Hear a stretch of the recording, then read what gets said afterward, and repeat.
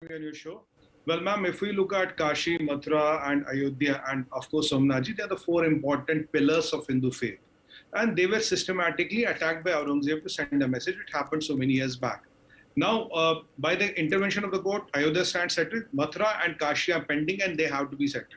Now, if you look at the complex, the Gyanvapi mosque where it is a part of the Kashi Vishwanath complex, which still, and if you look at that, the position of Nandiji is facing the mosque where ideally or initially there was a Shivlinga, because it's the only exception when Nandi faces the mosque. Because that is not how it happens. It always faces the Shivlinga. Shivlinga faces north.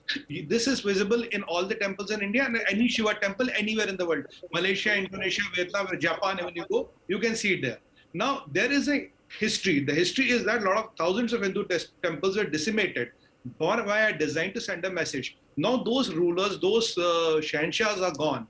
Now the time has come, at least can we reconcile to our history? Can we at least let people know it was a temple? Can we at least let the truth come out? Because the first important thing is we have to let the truth come out. If Germans will lie about the concentration camps, still that would not be fair to the world. Why have they preserved those concentration camps? Why have they apologized for the Holocaust? Is because this was done by Hitler. This was not done by a present-day German. A present-day German does not relate himself to Hitler, who was a crazy man on this earth.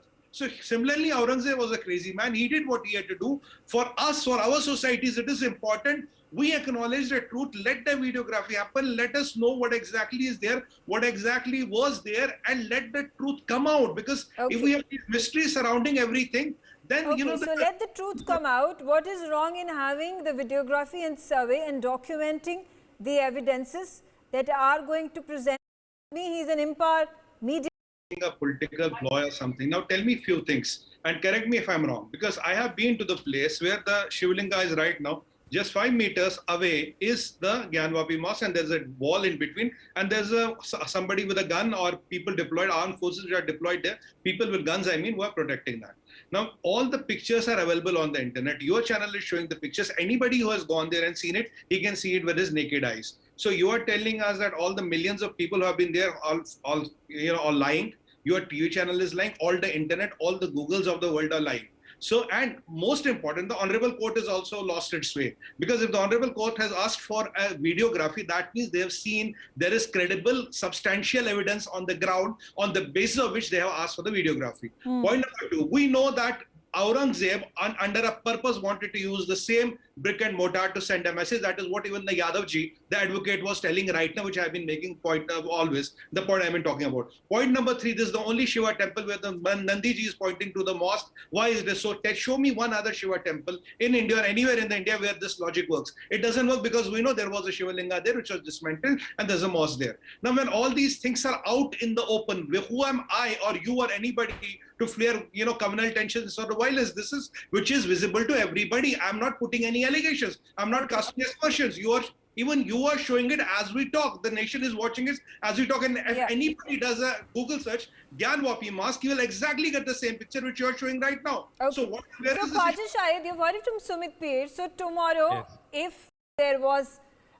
It's very simple. There are people who are trying to delay the process. They are using this nuances that the commissioner is biased, this is biased, that is biased. So these are all tactics. You know what we saw in Damni, the appeal, tarikh pe tarikh, this is what the thing has been used.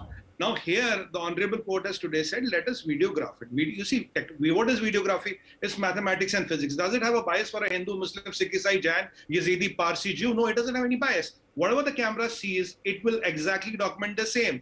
Whatever the truth is, whatever the scene on the ground is, whatever the claims are, let it come to the Honorable Court and let the Honorable Court settle. I am for the use of technology. You see, in the case of Ram Janmabhoomi, also technology was used. SI was used, radiocarbon dating was used, which is not biased to anybody. In this case, the same thing should be used. But if you try to delay it, but eventually the delaying is opening a lot of new cases. That is my worry, because if you keep on delaying it, using these tactics to delay the law and say, okay, we wanted this commissioner change, that change, but ultimately, tomorrow, the problem is there are thousands of sites which are like this. It's not only this site. This is only few prominent sites. 1,000 of them will be in Kashmir itself. Forget anything else. So if you look at whole North India, the laundry list may be a few thousand sites. Now, are we waiting for a situation where every site will go to a court of law and every petitioner will demand a scientific way out and to find what exactly was there and to decide? This is a call we have to take. Either we kind of comply with the law, we let the law of the land take over, or everything is up for grabs. That is where it will end ultimately. I'm sorry, but that is how the state of affairs will be. Okay. Do we